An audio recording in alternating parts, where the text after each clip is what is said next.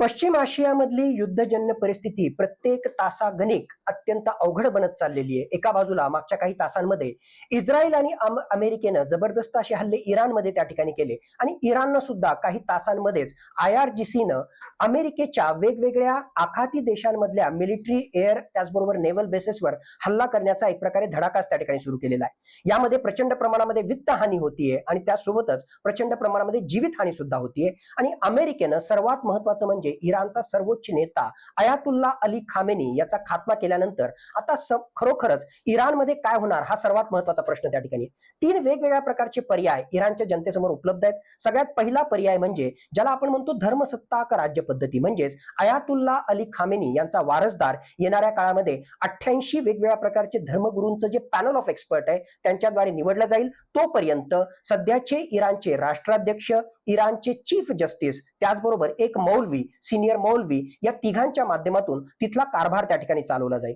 धर्मसत्ताक राज्य पद्धती त्या ठिकाणी राहते की नाही याविषयी सुद्धा प्रश्नचिन्ह आहेत। म्हणून दुसरा सगळ्यात महत्वाचा ऑप्शन म्हणजे 1979च्या आधीची जे इस्लामिक रिव्होल्यूशनच्या आधीची जी पद्धती इराणमध्ये होती, ज्यामध्ये तिथे राजेशाही पद्धत होती, तशीच राजेशाही पद्धत पुन्हा परत येते की काय ही सुद्धा परिस्थिती नाकारता येत नाही। रेजा पहलवी जो ऑलरेडी आज अमेरिकेमध्ये त्या ठिकाणी आहे तो परत इराणमध्ये परत येऊन इराणमध्ये एक प्रकारे जे आहे सत्ताधीश त्या ठिकाणी बनू शकतो। तिसरा पर्याय म्हणजे ज्या प्रकारे डोनाल्ड ट्रम्प त्या ठिकाणी म्हणतायत की इराणच्या जनतेनं आता सत्ता आपल्या हातात घेतली पाहिजे आणि त्याच अनुषंगानं खरोखरच या आंदोलनकर्त्यांमधून तशा प्रकारचं आंदोलन आणखीन तीव्र झालं आणि या थिओक्रेसीला म्हणजेच धर्मसत्ताक राज्य पद्धतीला हटवून डेमोक्रेटिकली इलेक्टेड गव्हर्नमेंट म्हणजेच लोकशाही पद्धतीनं निवडून आलेले प्रतिनिधी आले आणि त्यातून नवा नेता निवडला गेला तर ती सुद्धा एक पद्धती त्या ठिकाणी अस्तित्वात येऊ शकते। मुळातच लोकशाही, राजशाही पद्धती आणि त्याच्या सोबतीलाच धर्मसत्ताक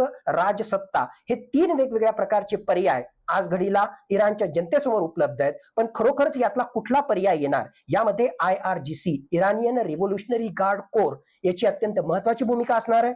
IRGC मध्ये जर फूट पडली नाही आणि IRGCनं चिवटपणे अमेरिका आणि इस्रायलला विरुद्ध संघर्ष करण्याचं ठरवलं, त्याचबरोबर जो अंतर्गत असंतोष आहे तो सुद्धा मोडून काढायचं जर त्या ठिकाणी ठरवलं तर नक्कीच येणाऱ्या काळामध्ये धर्मसत्ताक राज्य पद्धतीच त्या ठिकाणी सुरू राहील अशा प्रकारचा प्रयत्न राहील। अमेरिकेची ही भूमिका असेल की धर्मसत्ताक राज्य पद्धती सोडून दुसरी कुठल्याही दोन्ही पैकी एका पद्धतीच्या माध्यमातून इराणमध्ये जर त्या ठिकाणी लीडरशिप क्रिएट झाली आणि अमेरिकन धार्जिनं असं सरकार त्या ठिकाणी निर्माण झालं तर डोनाल्ड ट्रम्प यांची याच अनुषंगानं भविष्यामध्ये रणनीती असेल।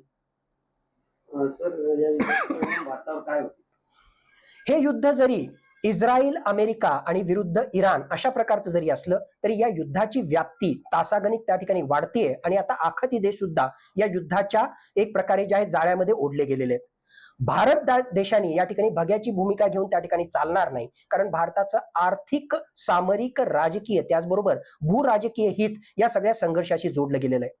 इराण सोबत त्याचबरोबर इस्रायल आणि अमेरिकेसोबत सुद्धा भारताचे जे आहेत ते सलोख्याचे संबंध आहेत आणि नेमकी हीच आपली स्ट्रेंथची पोझिशन असल्यामुळे येणाऱ्या काळामध्ये भारतानं बॅक चॅनल डिप्लोमसीच्या माध्यमातून यांच्याशी चर्चा करून हा तणाव निवळण्यासाठी विशेष प्रयत्नरत राहणं हे आवश्यक आहे। जर हे युद्ध चिघळलं तर अरब राष्ट्रांमध्ये 90 लाखाहून जास्त जे भारतीय आहेत त्यांच्या रोजगाराविषयी, त्यांच्या जीविताविषयी प्रश्न निर्माण होतील आणि भारतासाठी हे मोठे चॅलेंज असेल।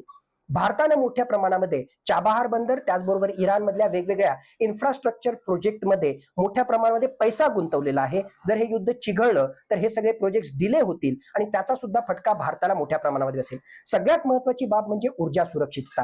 हे युद्ध चिघळलं तर होर्मुझ सामुद्रधुनी सुद्धा ब्लॉक होऊ शकते आणि याच्या माध्यमातून जगामध्ये 20% सुद्धा जास्त तेल वाहतूक करणाऱ्या ज्या जहाजा आहेत त्या ठिकाणी ब्लॉक झाल्यामुळे आंतरराष्ट्रीय स्तरावर क्रूड ऑइलच्या म्हणजेच या कच्च्या तेलाच्या किमती वाढू शकतात आणि याचा डायरेक्टली फटका भारतीय अर्थव्यवस्थेला बसू शकतो। म्हणून एकूणच आर्थिक दृष्ट्या, सामरिक दृष्ट्या, राजकीय दृष्ट्या आणि भूराजकीय दृष्ट्या भारताचं हित लक्षात घेऊन भारतानं हा तणाव लवकरात लवकर निवळावा यासाठी प्रयत्नरत राहणं आवश्यक आहे आणि भारताची स्ट्रॅटेजिक ऑटोनॉमीची भूमिका एक प्रकारे भारताच्या मदतीला येऊ शकेल, कारण भारत इराणशीही चर्चा करू शकतो आणि इस्रायल आणि अमेरिकेशीही चर्चा करू शकतो।